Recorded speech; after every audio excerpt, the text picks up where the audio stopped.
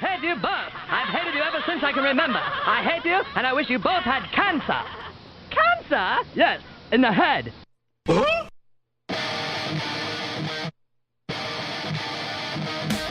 I'm as mad as hell, and I'm not going to take this anymore. Pay no attention to that man behind the curtain. Are you telling me you built a time machine? Kind of a DeLorean? This is the Stupid Answer Show. Uh-oh. Sounds like somebody's got a case of the Mondays.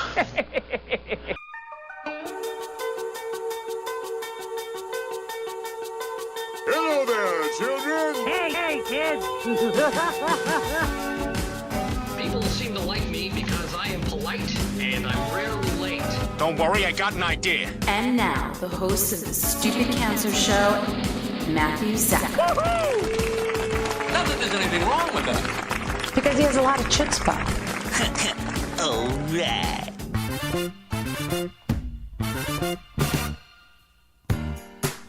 Hello and welcome to episode 377 of the Stupid Cancer Show, the voice of young adult cancer. I'm your host, Matthew Zachary, proud 20-year young adult brain cancer survivor, coming to you now from the Chemo Deck, our fabulous studio in downtown Manhattan. Broadcasting since 2007, the Stupid Cancer Show is a production of Stupid Cancer, the largest charity comprehensively addressing young adult cancer, online at stupidcancer.org. I'm Kenny Kane, co-founder of Stupid Cancer, welcoming all of our first-time and returning listeners. Never miss an episode by subscribing to the podcast on iTunes and following us on SoundCloud. It is not okay that 72,000 young adults are diagnosed with cancer each and every year. So, got cancer under 40? Sucks, huh? Time to get busy living, folks, because the Stupid Cancer Show is changing the world one chemo infusion at a time. Got a great show for you. My Breast Choice is a lifestyle blog and YouTube series that uses humor and honesty to explore the impact that a breast cancer diagnosis can have on a woman's body, mind, and soul. We're going to be joined by survivor blogger Aniela McGuinness to share her story, along with Elisabeth Finch, who is a survivor writer essayist in the Survivor Spotlight. Like I said, going to be a great show, and here we go. Hello, Kenny. Hello. Natalie. Hello. And Dr. Sean Shapiro. Hey. Fresh from near-death experiences. Yes. God, I envy and I'm scared by that. Yeah, I just got back from Jackson Hole. It was a good time. I clearly, just you guys didn't know this, but Sean texted me a photo of the 90-degree cliff he jumped off of after he lived, instead of sending me, here's the cliff I'm going to jump off of now, which I'm glad he didn't. I should have just not responded for like 3 days just to see how you would have reacted. Exactly. That's intense, dude. Really intense. Good for you. It was fun. Yeah. It was on the bucket list, so I had to do it. And it's, I guess it's good to have a bucket list at, what are you, 30 now? How old are you? 29, almost 30. Yeah, okay, you're hitting it. Good. Yeah, you and Kenny, that's right. The big 3-0 coming up. Bucket list. Oh, my goodness, yeah. Kenny, you got a weekend, you did a little jaunt to Austin to our friends at Big Commerce. I did. My bucket list consists of ice and beer.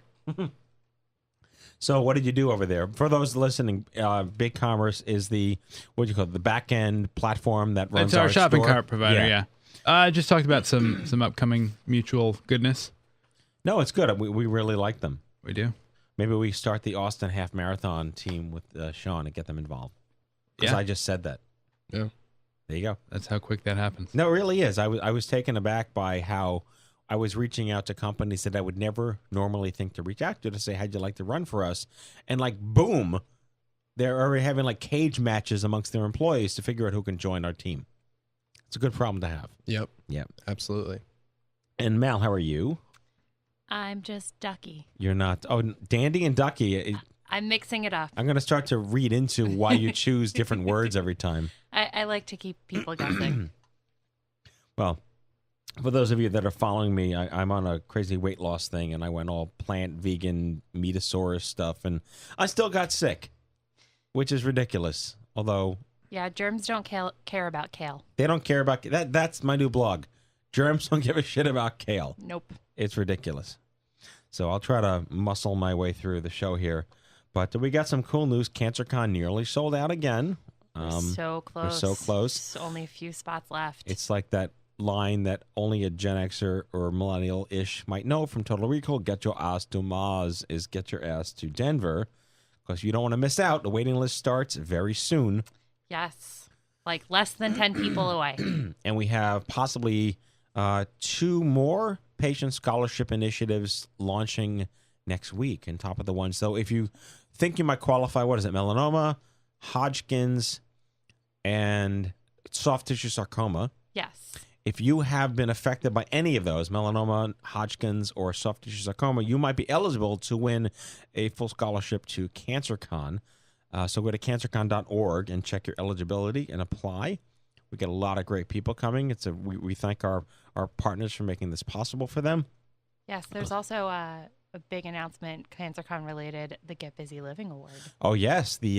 Our annual Get Busy Living Award nominations are now being accepted. Was it getbusylive.ing? Yes, and there's 2 awards this year. It's not just a survivor award. There's also a caregiver award as well. Which is, I think, a great sign of the times. Not that we never didn't acknowledge caregivers, but to recognize that caregiving in that level of light is so important to who we are. Yes. That's a big deal. It's exciting. Yes. Toast Denver, we're closing in on our inaugural fundraising event in Denver. Yep, April 7th. It's going well. Tickets are selling, and it's going to be an amazing night at the Art Hotel. So even if you don't live in Denver, we'd love it if you'd consider supporting this event happening. You can go to toast.stupidcancer.org and make a contribution. And we're very excited. Yeah. Denver is excited about this too. Yeah, one great way to support the cause from afar is to sponsor an angel ticket which is basically just allowing a cancer fighter, survivor, or caregiver to win a ticket to attend the evening. It's a big deal. Yeah. That website again is toast.stupidcancer.org. And Kenny, you have a small little a route exploration excursion thing coming up. Minor thing. We are setting out April 7th on the way to CancerCon. I believe it's 14 days, 12 cities, because we're going through some serious uncharted territory up north in our 2016 Camaro. So it should be interesting. So we want to make sure that as many of our listeners are aware that the road trip could be coming through your neck of the woods. So go to, stupidcancerroadtrip.org. That's correct. Lists all the cities. We'll be posting where the meetups are happening and what we'll be doing in town while we're there. We can't wait to see you or meet you or have you come rejoin us if it's a community we've been to. Like I think we went to Chicago a couple of years ago, right? Yep. Really big deal. It's going to be great. Exciting. We're going to rack up more than 6,000 miles this year. We'll find out. And how many dog years and aged is that for you personally? I don't know. We've stopped counting. Get in the car and keep going forward. Exactly. So it's a big deal. It's very exciting stuff. Yeah, so that's kind of all I got. But let's start the show. Elisabeth Finch is a television writer, producer, and essayist. Past TV writing credits include True Blood and The Vampire Diaries. Her essays have been published in Elle, Marie Claire, Cosmo, and Fresh Yarn. She currently writes for Grey's Anatomy. And she wrote one of the coolest articles I've ever read called I Confronted My Doctor Who Missed My Cancer. I cannot wait to start speaking with this woman. Please welcome Elisabeth Finch to the Stupid Cancer Show. Hello. Hi, guys. How are you? I'm fantastic. How are you? So my first question is, how often do you have to correct people that your name isn't Liz with a Ziabith? Oh, I try not to bug too much about it. Most people in my life ends up calling me Finchy anyway, so I just Finchy. sort of let it go. No American Pie reference there at all. No, not even a little bit. Not even a tiny little bit. I get it. I think I was first introduced to you when probably 80 grillion people from our community said, you got to read this piece. It just spoke to the heart and soul of where our hostility may or may not need to be, or how transference can work to your benefit. And I had to talk to you about this because it's so interesting. I also like the fact that you write for Grey's Anatomy. We've had several of the writers on the show, and we work very closely with Dan Shapiro, who I believe also counseled to the writers as well. Dan's a personal friend. I've known him since he was diagnosed in the late 90s.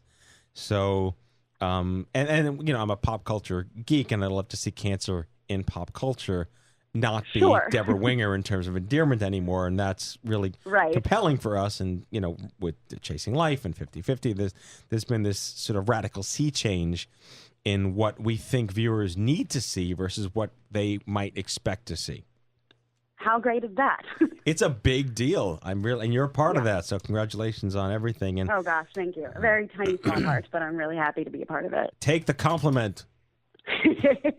You don't know me very well. Yeah, so let's I mean, yeah, Getting Cancer at Not 80 is who we are as an organization, and you were 34, and we typically ask our guests, what was your life like before you were 34? And you were just probably living the dream, or some version of that, perhaps. I was on my way to it. I was climbing up the ladder in terms of wanting to be a writer, wanting to be a TV writer specifically, and the writer's strike hit, and I was still an assistant on True Blood, and I was running around like the rest of my assistant friends going, how am I going to, make ends meet while the writers who are in the guild sort of shake this all out? How is that going to work for me? And I was really frustrated one day, and I went hiking to just sort of get my energy into a healthy place. And I twisted my knee as a freak accident, and I cracked my kneecaps in half, and I tore some cartilage, which was super painful.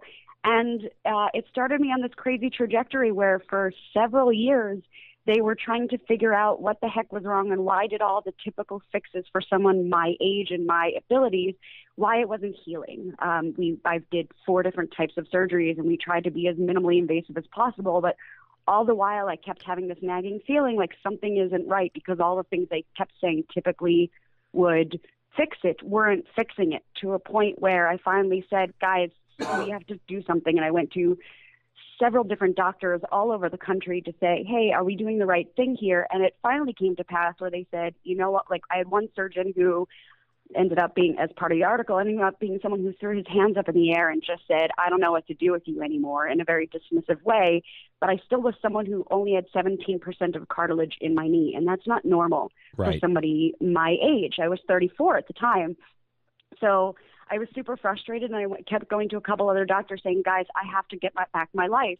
And a doctor, I had to be flown out to Iowa, because there was a guy who agreed and said a knee replacement was the only seeming solution at this point, even though it was pretty radical for someone my age. But he agreed to do it. And when he was doing the procedure, he ended up finding a tumor in the lower part, like beneath my knee. Like the knee replacement went on successfully, found a tumor beneath my knee that shouldn't be there, that he hadn't seen on the scan previously, and said, just took the risk and took out the tumor because he thought, he didn't want to put me through another surgery, and found out that it was, in fact, a form of chondrosarcoma, which is, I later found out, is something where the average age of diagnosis is 51. It makes up for 1% of all cancers, or that did as of 4 years ago. So that was when my life went from normal to what the hell is going on now? Well, your vigilance is both infuriating and inspiring from both sides of the conversation, because this is the story of the young adults that you are, no one takes you seriously. And we've had many primary care physicians on the show, and I speak to primary care. And where is the balance between, well, you're 1/10 of 1% of people that might get cancer versus I have to be super literate about everything that happens to you, and what does it mean when you're not 80 and keep going back to the doctor over and over again versus it should, if it's fine and they fix it, it's fine. But you're telling my story and the story of millions of other people who just are not taken seriously. Maybe not the first time, which could be a little leverage, but the 10th time, maybe, yes. So exactly. And I mean, I understand, in retrospect, I understand why I still remain like such an atypical profile. But what happens, unfortunately, and so many men, including yourself, have the same story, but this curious thing ends up happening when you are a female, that you get labeled more so than men as the hysterical one. Yep. You come in the third time, you're someone who just needs a good cry, who needs a little patience, who maybe we should give you, as it was prescribed to me, that I couldn't walk up a flight of stairs as a 34-year-old. I don't need antidepressants.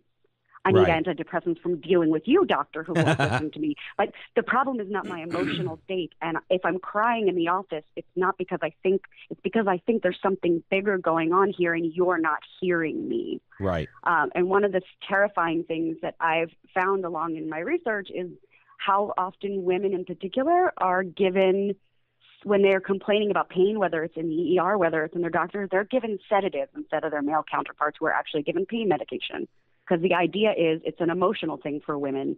There must be something wrong with your squishy little heart. It's not the fact that you have cancer growing in you.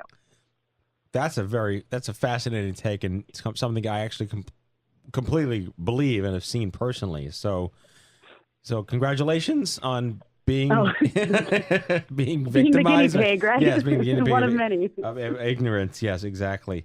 So all right, so you finally get the knee surgery, and that's when So your early detection, early detection was knee surgery. Yes, good job. Your knee's fixed, but you have cancer in both your. They removed it from my tibia, but I also had it growing in my spine, and because they had attributed all the back pain that I had been experiencing the last 2 years as well, obviously, because your knee has been jacked. Of course, your back is going to hurt. Right. So they found chondrosarcoma that was hanging out in my lower spine as well. So all right, so you're doing your thing. Life is wrecking everything because you don't have a diagnosis. When you're finally diagnosed, did you have a sigh of relief and then a holy shit moment? There actually was, bizarrely enough. I mean, it was, and I think other people have experienced this too, of, okay, first is, I'm not crazy. I'm not as crazy as they've made me feel all of this time. There is something. And then later it hits the, oh, crap, this is something I actually have to fight and deal with. And I was in so much pain about my knee, and the recovery of that cancer at the moment almost seemed secondary to, oh, first they fixed my knee, can I go hiking? And then the second thing is, oh, hold on a second, we have to talk chemo. Right. So it was all a big bag. But yeah, there was that relief of there's something the thing that I've been telling you all along is true. And then we had to deal with, oh, I hate what's true. Right. So let's talk about that then. Once you knew it was something bad, did you stay in Iowa or did you go home? What were the decisions that were happening then? I was very strange in that I kept it a secret. My mother was there. I had friends that were there, and for some reason, my brain put it in a category of this is not something I'm going to tell anybody else other than my doctors. It's part of me. I still can't explain it. It took me a very long time to communicate it to other people. But what became very clear was that chondrosarcoma doesn't typically respond to chemotherapy and radiation historically, or it didn't at that time. Surgery seemed incredibly risky because of the position that it was in my spine at risk paralysis or death, two really great things. And there were a couple people that were starting up clinical. I went shopping all around the U.S. to talk to different doctors and different cancer centers all around the world, and there were several clinical trials that were just cropping up just as I was there, just as I was diagnosed to be treated chemotherapy and try it and see if it would work. And it was an 8-week intensive, cross your fingers and hope this shows any kind of response. And I was one of the very lucky ones where I did show some shrinkage of the tumor, and then I continued beyond what the clinical trial was prescribed, but at least showed, okay, there's some shrinkage of tumor, and we can keep going on this and see what's happening. And it's been a very long series of staying on those different drug medications, staying off of chemo and radiation, and off and on for about 3 years, to the point where now I'm very fortunate that there's everything else has gone away. There's a tiny cluster of cells still hanging out in my spine, as I like to think about it, right. That is managed if I do pretty regularly intense medication, but it seems to not be moving, knock wood. No, so we can't get rid of it, but we can keep it small and contained, and, that's what we hope for, I guess. What struck me most about what you just articulated was that you were actually on a clinical trial, and that is so rare for people that aren't 80 or 8. How is that made aware in your world? Like, usually the doctors either don't think you need one. They're not aware that there is one. They don't think to tell you because there's bad stuff happening, or you may not be a human being that would even think to know that's something you look for. I was pretty aggressive in my research as soon as I was in my own bubble alone, because by my own choosing, I should point out. I have a lot of wonderful people in my life. For some reason, I chose not to use any of them. And I just went into a crazy workaholic research mode and went to every single cancer center I could find and asked them questions and asked them who was available for clinical trials and what would they do. And every doctor was saying, oh, well, chondrosarcoma, you never use that for clinical, you never use chemo for that. You never use chemo for that. And I would keep asking them, is that still true? Is that, this is the last statistic I saw, is that still true? And I started to hear rumblings about something they were just trying in several different hospitals. So I just showed up on their doorsteps and went into their rooms and asked if they were the ones doing the clinical trial. I was a kind of a crazy person, but I was a crazy person in the name of finding out from as many different current databases as I could get my hands on. And my doctors in Los Angeles were pretty amazing about getting me at least like access to talking to the right people at the right time. I love that you. And it was just a matter of luck. No, you're right. You very cleverly channeled your inner Woodward and Bernstein to do all the reconnaissance necessary. I mean, yeah. You're a writer, producer, essayist, but do you have like that? It sounds like you have a journalist bone, at the core of your curiosity. I have an absolute curiosity just about human nature and human behavior, and I really am stubborn in terms of I don't like being told no. And if somebody says there's one thing I can't have, that's the one thing I want to insist on having. And it's in some cases it's not an honorable quality, but in this case it paid off because I just wouldn't stop because it didn't seem like there should only be one answer. I genuinely lucked out in that there was something cropping up just as I was experiencing this. Otherwise, I think I would have immediately done the surgery. And this cancer was not far gone enough where we were able to say, let's risk it these 6 to 8 weeks. Let's see if we get any kind of results. So one of the elephants in the room for young adults, I always have to explain when people say, well, why just young adults? Don't we matter too, Granny? And I was like, yes, everyone matters, but we're just different. And the defining factor as to what gets people to say, oh, of course, is fertility. That yes. Chemotherapy and clinical trial, like they can jeopardize your reproductive health. Was that something you discovered on your own, or was it not even in the rhetoric of anything? When I signed on to do the clinical trial, it was one of the first things that they pointed out to me, which I know isn't the case for other people, and that's unfortunate. For myself, it was pointed out, and it was I was always somebody who I thought in the back of my head, I never really wanted to birth children that I would want to adopt sometime at some point in my life. And I was fairly certain that was the path I was going to choose, but it wasn't until there was a doctor in front of my face saying, do you want to take some time to preserve your fertility, or do you want to chase after this thing that you can have right now, that it became very clear of, yeah, I want to chase after the thing that's going to stop the cancer growing in me. And I know other patients who have had a very different experience, that choice has made it very clear of what they want and what they're willing to do to preserve that opportunity. For me, it just became crystal clear that wasn't something I was interested in preserving or needed to preserve. Right. And so, I first of all, it's a very admirable choice when you're staring down the barrel of your mortality. And you're right. There are many women who forego treatment starting immediately to go through the 12-week or the 3-month or the 10-day process, but their cancer will have accelerated in many cases, and they wind up getting a more aggressive stage, all to guarantee their own right to be a mom. And this is one of the major legislative issues that we're following on the back end from a payer perspective. It's not covered. Right. Even if you're made aware of it, you can't afford it. So what good is it at the end of the day? But I think it's a very noble and brave decision you made. But there are certain instances where women aren't even given the choice. The choice is made by the doctor. Not. No. So. No, which is infuriating because they don't, there's a long list of side effects of any kind of medication that you're going to take. They don't go over every single headache that I might incur, but that's not a headache. That's your future, and that is your whole body. And it just goes to an overall perspective that I think in addition to doctors and all people in the medical field and outside the medical field who aren't as well versed in what is different for a young adult cancer. There's also people who are less inclined to spend more time with what are specifically a woman's experience. And it goes from everything for how we treat pain and how women and men respond to pain differently, how they articulate it differently, to what goes on in their bodies and what we feel is necessary to preserve in them. Very well said. So somewhere between you choosing to keep your diagnosis in secret and when you wrote the Elle article, people must have eventually found out what was going on. Oh, yeah. I mean, I kept it until there's a difference between being secretive to me or being quiet about it and private about it to being a liar. And I pride myself in not being the liar. That I kept some things quiet, and in typical Hollywood fashion, when it became clear that I was going to have to amend my work schedule and do things, I called my agents first.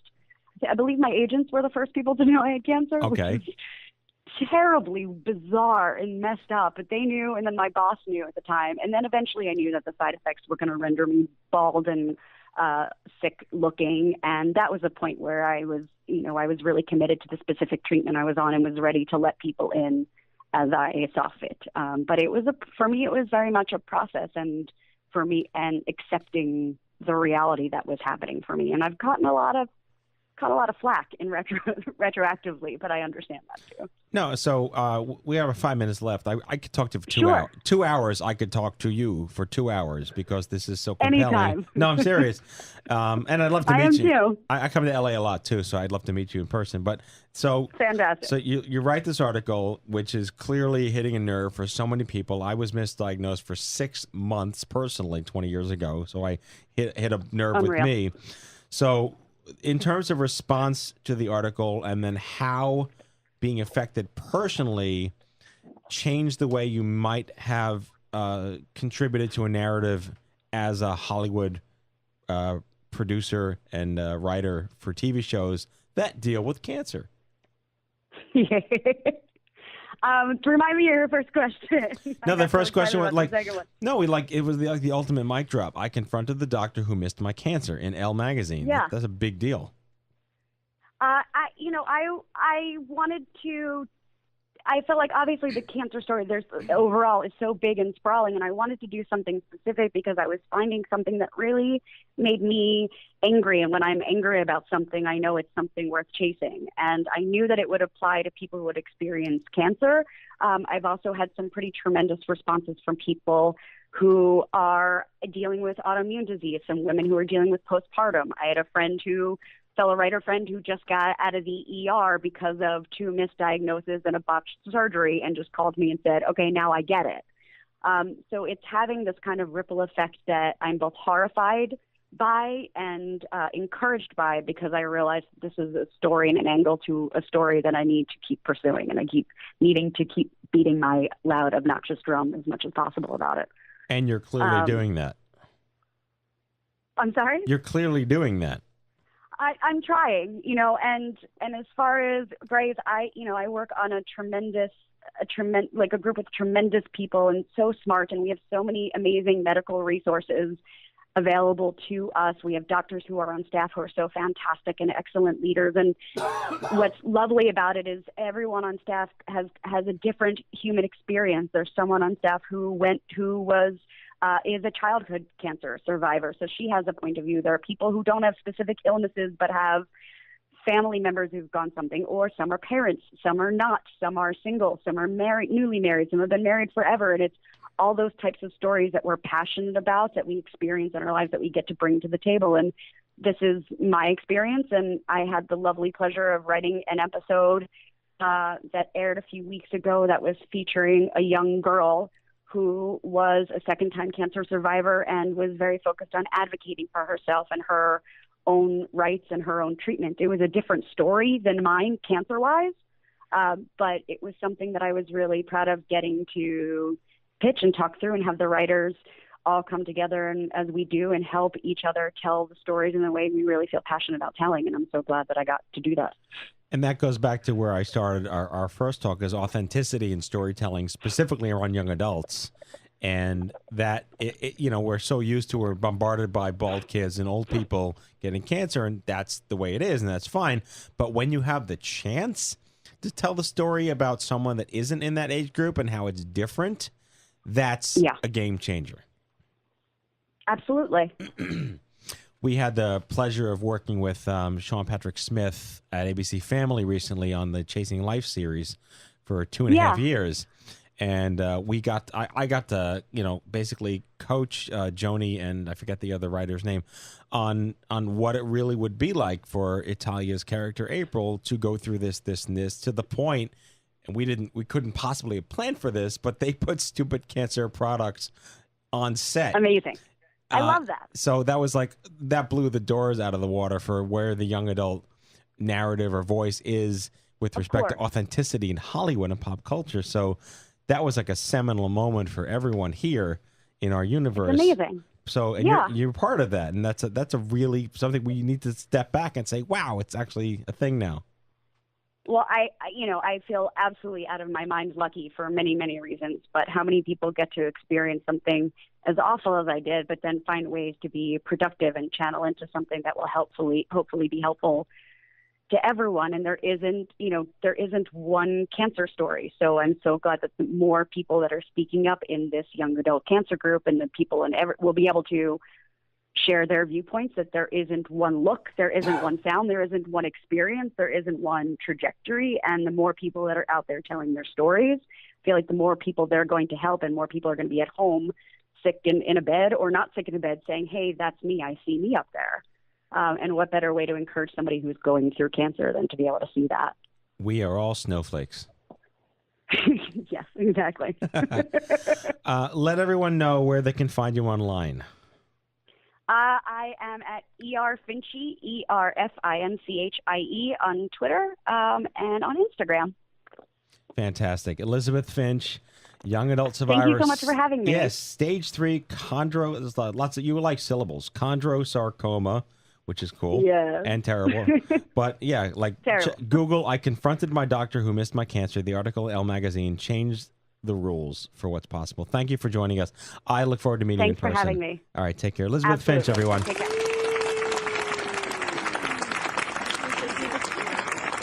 All right, and now the news. Hello, I'm Kent Brockman, and this is Eye on Cancer. Just the facts, ma'am.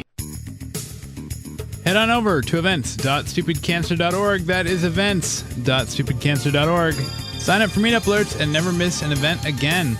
If you'd like to learn more about hosting your own Stupid Cancer meetup, visit stupidcancer.org/meetup. All right, Matt, we've got some events happening. Just one to be exact, in Anchorage, Alaska. Well, that's good news. Yes. No one should face cancer alone because isolation sucks. Download Instapeer for iPhone, iPad, and Android. Create your account and instantly start chatting with someone just like you who's been there and walked in your shoes. Join our community of thousands of cancer patients, survivors, and caregivers right now on your mobile device. Instapeer.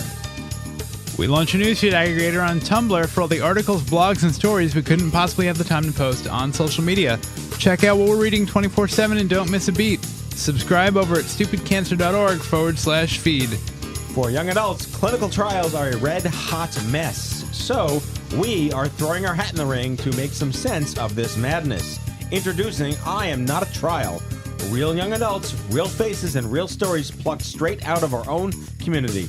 Watch the entire video series at IamNotATrial.com.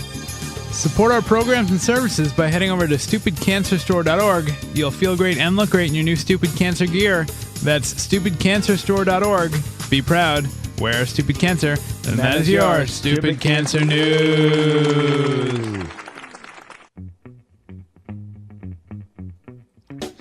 All right, in our main segment, Aniela McGuinness is an actress, recent breast cancer graduate, and created a viral photo series that used humor to show the different stages of her mastectomy. Really excited to have her on the show to talk all about what she's up to. The campaign is called My Breast Choice. Please welcome Aniela McGuinness. Hello. Hello. Thank you so much for having me. We were debating the origins of your name.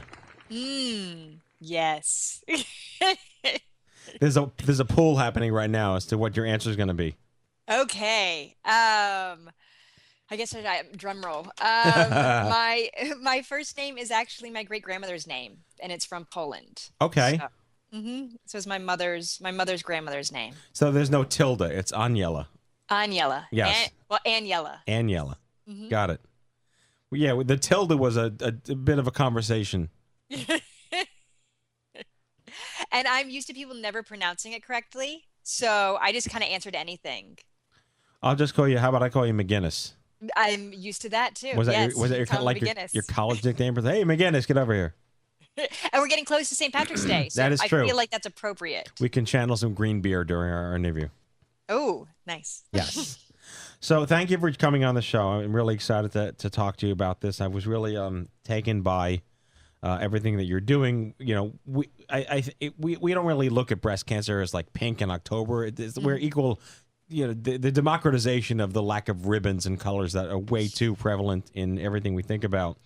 So it's good to have a breast cancer story, you know, as the spring is starting to happen in the end of February when nothing is pink, which is great. Yes. So, and we typically see lots of people agreeing that, you know, the pink nausea and all this nonsense. But I get the gist from everything you're doing, as disruptive as it is. You're on that page too. Yes, completely. Yeah. Completely. So let's start with your story. You have, regrettably, or for what it's worth, you've been on both sides of the coin. You've been a caregiver to your mom who was diagnosed with ovarian, and then you yourself, after your mom passed away, got breast cancer. Yeah, a year later. There's no contest in this world, but that's pretty tough.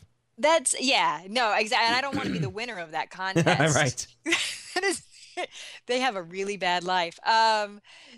Yes, but the funny thing is, not funny, haha, but funny, I've talked to other women who've had this exact same story where their mothers died of cancer and then they got cancer the year later. It's amazing. So I'm not alone in this. There's many of us out there who have crazy stories and they're exactly the same.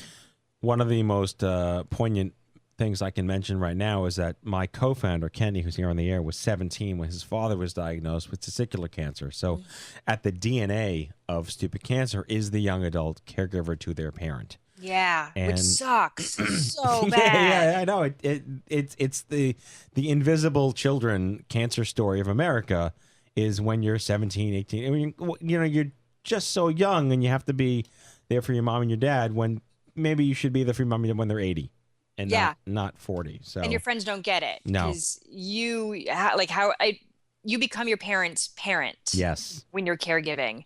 And I found a lot of anger with that. I don't know if you guys found it as well, but I know I was angry to have to be the caregiver, but I couldn't say it because my mother had cancer. So how can you say that you're angry because you don't have cancer? Right. And then you get the guilt for thinking that way in the first place. Yeah. It's you belong in the club. You're here with us. Yeah. And I got it on both sides. Yes. I'm fully in this club now. Can't get rid of me. Oh my God, I'm going to get some tattoos on your arms or something like that. So then at 32, how were you diagnosed with breast cancer? Was it a fluke, a self-exam? Was it, what happened? Because you're not getting mammograms that young. Well, I was. Oh, I found out that I had the BRCA1 mutation when I was 26. Oh, while my mother was still going through ovarian cancer. We decided, you know what, let's get tested. And so I started getting mammograms and MRIs done every 6 months. So I started early, but I never thought I'd actually get cancer. Like I just did this because I was supposed to. Right. Because that's what I'm a rule follower. So I'm like, all right, I'm supposed to do this. But I never thought I was going to get cancer, ever. I thought it was my mother's disease. And after she passed away, I was like, you know what? I'm going to get a preventative mastectomy. I was still a little younger than they recommended. They were saying 35, but I was like, you know what? Let's just do this. I want to start my life. I feel like I'm on hold. Let's just get this done. And I decided, I'm like, let me get my last MRI for old time's sake, because I'm not going to need these anymore. Famous Why last not? words. And they found it on that one. Yeah. So I got diagnosed with cancer 3 days prior to my scheduled appointment with the breast surgeon. Did that come in handy or was that weird? It came in handy. Other people, their reaction is like how horrifying, like, oh my gosh, what bad luck. And in all honesty, it just confirmed my choice. Where I was maybe 80% sure I wanted to do it. And after being diagnosed, I was 100% sure. Right. And so that for me was a huge benefit. And I was diagnosed and didn't have to make any phone calls for doctors.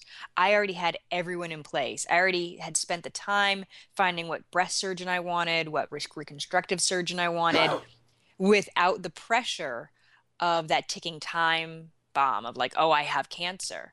So I got to do it at a very leisurely pace and kind of, shop around, like really figure out who I wanted. So when I got diagnosed, I just sat there and waited for the next 3 days until I showed up to my appointment. I think what's most intriguing to me in this story is that you were made aware of hereditary risk, and that is not very often discussed. Yes.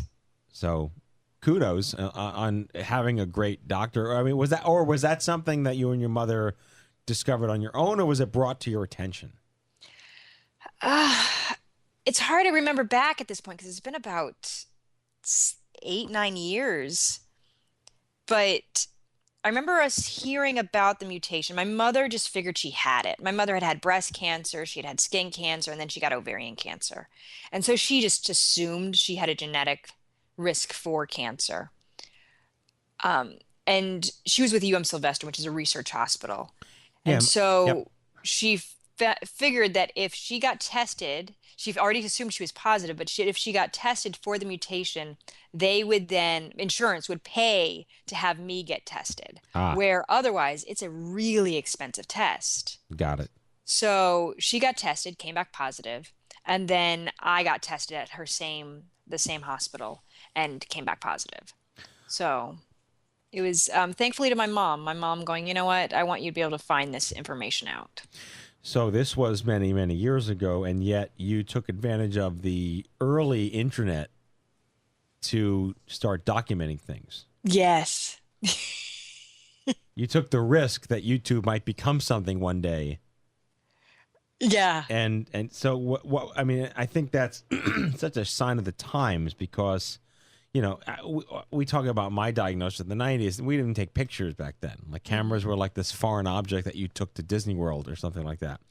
So, but even like 10 years ago or 9 years ago, no one would have necessarily thought, oh, selfies, because it didn't really exist back then. But you decided to have the chutzpah to start documenting all of this. Can you tell us about that decision and how it went? Yes. Well, it's funny. That first moment when I actually, because I've videotaped myself 2 hours after my mom died from cancer, talking about it, saying, okay, my mom's dead. This is how this feels. And I was only doing that because I decided I keep having these random attempts of like, oh, I'll do a video blog. And then I realized it's a lot of work. Yes, it is. Post-production is a bitch. Yeah, I'm like, oh man. But I had just, for my 30th birthday, I went and did a silent meditation retreat for 10 days.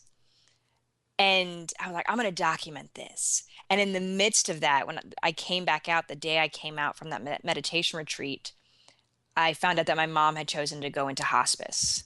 And she quit doing all of her treatment. And I was like, oh, okay, because let me actually document how meditation interacts with grief and the process of somebody dying. So it was this very, like, things morph. So that's why I started, was I'm like, let me just document the process of grief and somebody dying. But I never videotaped my mother because I just felt that was an invasion of her privacy. Sure. I instead just videotaped my emotional process of dealing with it. And I found it to be actually very therapeutic. Well, it's a very 21st century way to pioneer what it really means to be young facing this disease and making difficult choices. Yes. And it's nice to look back and go, oh, naive little you. You thought that was the worst of it. Right, exactly. But it gives perspective. So after she passed and I had some, that grieving time, and I finally decided I'm going to get a mastectomy done. I'm also an actress by trade. And I'm like, okay, well, if I get a mastectomy done, I'm out of commission for 6 weeks to 2 months. And being a, coming from that narcissistic actor point of view, I'm like, well, I should probably, like, I'm going to not have a career during that time. Let me make something during this. And I was like, I'm going to make a documentary following a preventative mastectomy. So I started videotaping, just dealing with the idea of getting a preventive mastectomy. And I just kept recording stuff, not knowing, if I would use it or not. And then I got diagnosed with cancer. So that's kind of how it happened. Wow. Was I was in the process of thinking, oh, I'm going to document this for this random documentary I'm going to make maybe one day. And it turned into something completely different. But you kept going. I kept going. I just kept going because I figure, what's the harm of recording this? Even if I never use it, Right. What's the harm of it? But it's just so generational to me how and I assume I'm 40, I'll be 42 soon, but what I'm finding in the Gen X millennial space is that there is so much more openness to humor, and that makes a lot of people uncomfortable in some places, like your mom or your dad or whatever. But at the end of the day, this is how we're choosing to deal with it, and we now have the tools to let that exist in the public space. And a lot of what you write about, like one of your blogs is called "The 5 Weird Reasons I Love My Mastectomy." It harkens me back to a woman named Geraldine Lucas, who wrote for Lifetime about breast cancer, but she wrote a book called "Why I Wore Lipstick to My Mastectomy." And it just like, why are you even telling me these things? I don't want to know these things. But the whole book is laughing through, tragedy and how she was taking ownership over things she didn't have control over. And I see that in everything that you're doing right now as well. And you're clearly an actress. You clearly, the public spotlight is your place to be, and it resonates really, really well. Yeah, I feel comfortable there. And I found, though, for me, a big part of it, when I finally really got into it and got through the idea of, oh, I'm going to do this because I'm an actress, but I realized I'm going to do this because there's nothing else out there that resonated with me.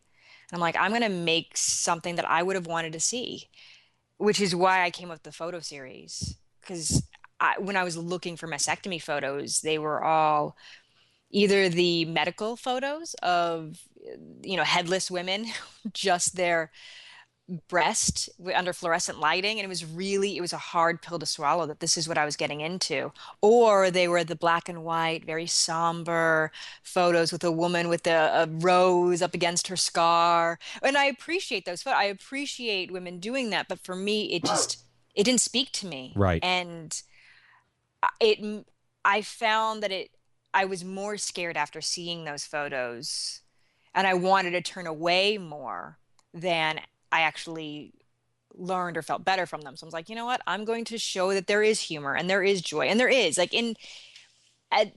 while there's tragedy, there always lives joy at the same time. We just have to look for it.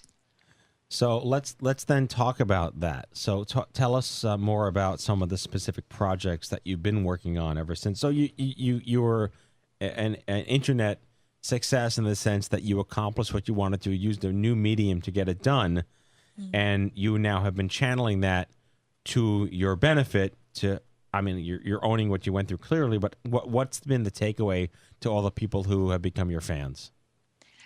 The takeaway. Well, in all honesty, this photo series that I made, it went internationally viral, and I found it very interesting because nothing changed within my own life. And I was like, oh, this is really interesting. So why make something? And I realized it's because I enjoy talking to people. And that's the greatest thing that came out of this photo series is I talked to women and men all over the world who are going through this or about to go through this. And I'll give them my phone number. I'm like, here you go. Let's talk. Or we'll Skype. I just talked to a young girl who's 16 and in Ireland who has a very rare form of cancer. And we could talk about how much this sucks and the fun in it and the jokes and the laughter and realizing being bald. And so that I've been enjoying. I've been enjoying making these friendships with women who are going through one of the most extreme moments of their lives and being able to show them where to find joy. Like, it's okay. I can't tell you if you're going to be okay, but I can tell you that the experience of it is okay. There's nothing to be ashamed of.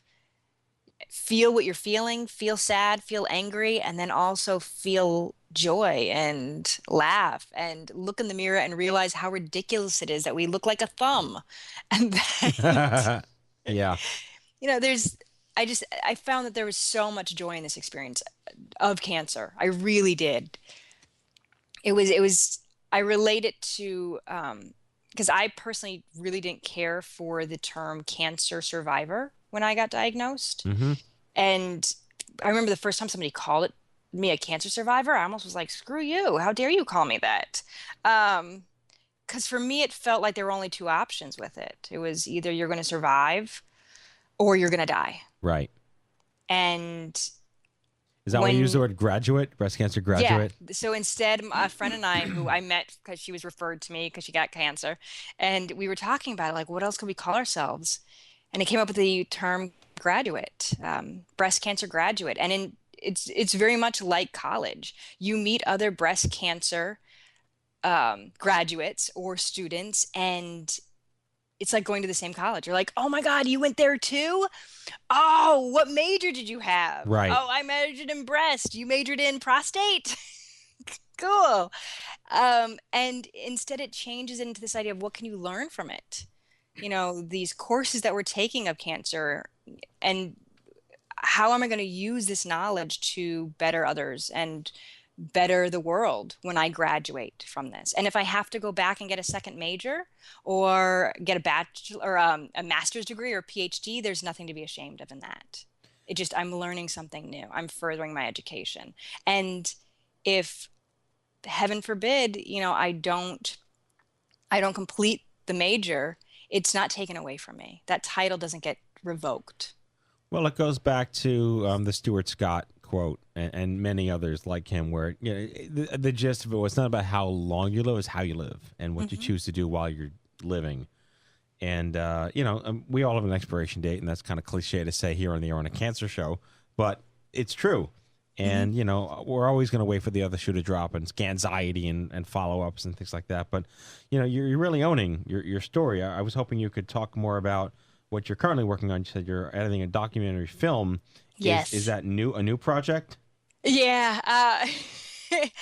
While I was going through cancer and chemo and my mastectomy, a friend and I co-wrote a one-woman show, which I performed while I was on chemo, that used the footage from that I had captured. Like, I recorded myself finding out the news that I got cancer. Like, I hit record and had that footage coming out of surgery. And so we put all of this footage together of my doctor's office dance parties at every chemo, and we interspersed it between sketch comedy, because I come from improv background. So we used sketch, we used stand-up, and we used these videos and made this one-woman show that isn't a normal narrative. And now we end up filming it, and we're making that into, the best term for it is documentary, because it has that footage of that from being diagnosed and the process, but it also contains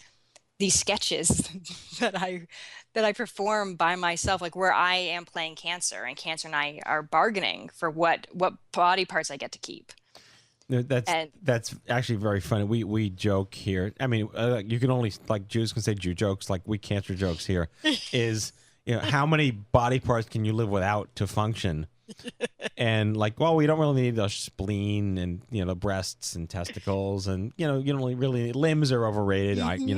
So what's the minimum you can get by without being like a football, just getting kicked around as a person? Exactly. And not get cancer. I don't have ovaries anymore, or fallopian tubes, or a cervix, or any of that stuff. So right. I was like, man, I'm technically a post-op transsexual. Yeah. Which I'm cool with. I'm like, all right, I'll take that title. So there's so many, like, it. Yeah, I don't need it. I get hot flashes. I'm in menopause, but it's cool. But that's the young adult story that doesn't really get out there. Like, you shouldn't be barren because you had cancer. something as benign or devastating or sensationalized as that may sound to different people, cancer shouldn't, whether you want to be a mom or not is irrelevant. Cancer shouldn't take that liberty away to be a mom or dad. And I mean, did you have that hysterectomy knowing, or was that even a discussion when you made that choice? Well, I knew that I planned on getting this done. The date got moved up once I got diagnosed with cancer. So I didn't technically have to do it right now. But it was such a high risk for me to get ovarian cancer that it wasn't worth it for me. No, of course. And the BRCA gene can be the devil that you don't want to know, and it can come back and kill you or bite you in the ass anytime.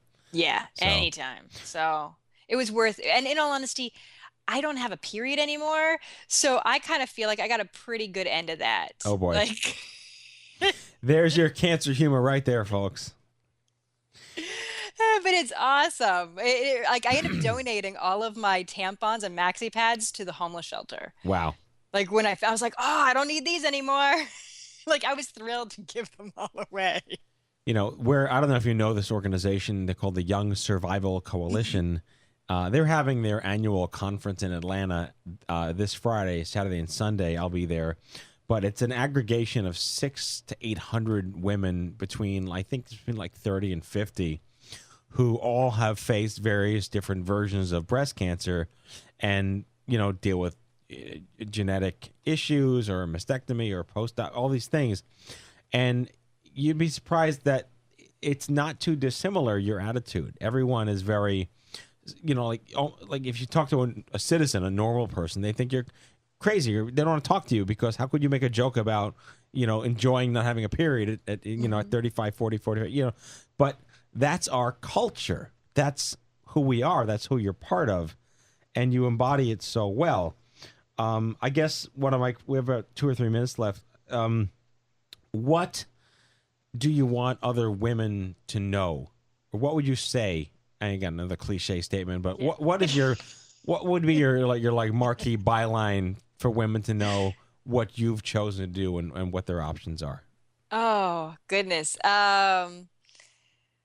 Well, there's a catchphrase that I put into my videos, which is you can't choose what happens to you in life, but you can choose how you look at it, which is why it's my breast choice. But it's true. You can't choose what happens to you at all, but we do get to choose how we look at it. And that makes all of the difference. And we are allowed to laugh. Like we are allowed to make fun of this. It's your cancer. You can do whatever you want. Social norms and social rules go out the window the moment you got diagnosed. Right. Well said. I think that, again, it totally embodies the spirit and the culture of what it means to be young and get sick and have this life-altering experience. And again, like sincere condolences on the loss of your mom. But in hindsight, you got tested. Mm-hmm. And, you know, you were vigilant to the extent of almost like happy ignorance or happy denial, which is amazing. And then boom, you know, but it all wound up serving you because it was detected. Mm-hmm. Completely. And I'm glad my mother didn't get to see this, to be honest. Yeah, I mean, that's a difficult discussion to have to begin with, but yes. Well, I'm really inspired. I hope to meet you one day. Yes, I know we will. The cancer circle's small. Yeah, I mean, I don't know what you should come to CancerCon. Come to Denver and hang out with us for like 3.5 days in Denver at the end of April. No, I was born in Denver too, so I haven't been back since I was like 3. Oh, we're in love with the city. We're in love with the city. I need to get out there with you. And you guys are in New York, correct? Yeah, we're in New York. So anytime you're in town, just I'll be there next week. Oh, well, look at that. Well, maybe we'll see you next week. All right. All right. Well, awesome. Thank you so much for having me. I really appreciate it. Great. So Aniela McGuinness, actress, recent breast cancer graduate, creator of our video series. She is the lead on My Breast Choice. Give us a URL or a website. It is mybreastchoiceshow.com. And as well, you can go to facebook.com/mybreastchoice. And YouTube is youtube.com/mybreastchoice. And then I do Instagram, which is Aniela McG. Yeah, that's everything. The whole circle. Thank you so much for joining us. Thank you so much for having me. I really appreciate it. Okay. Take care. Thanks. And now it is time for our closing sequence. Prepare to activate. I hear there's rumors on the internets. You ever seen a grown man naked? And so, to all of you, a fond farewell. Hooray! I'm helping. You are a meathead. Oh, Magoo, you've done it again. That was so terrible, I think you gave me cancer. Okay, folks, that's our show, the 377th episode of The Stupid Cancer Show. Never miss an episode by subscribing to the podcast on iTunes and following us on SoundCloud. I'd like to thank our guests, Elisabeth Finch and Aniela McGuinness, for joining us on the show here. Broadcasting since 2007, The Stupid Cancer Show is a production of Stupid Cancer, the largest charity comprehensively addressing young adult cancer, online at stupidcancer.org. Coming to you now from the chemo deck. And on behalf of my whole team here at The Stupid Cancer Show, we hope you had as much fun as we did poking the stick at Stupid Cancer. Thanks for listening, and we'll see you back here on the next exciting podcast of The Stupid Cancer Show. Goodbye, folks.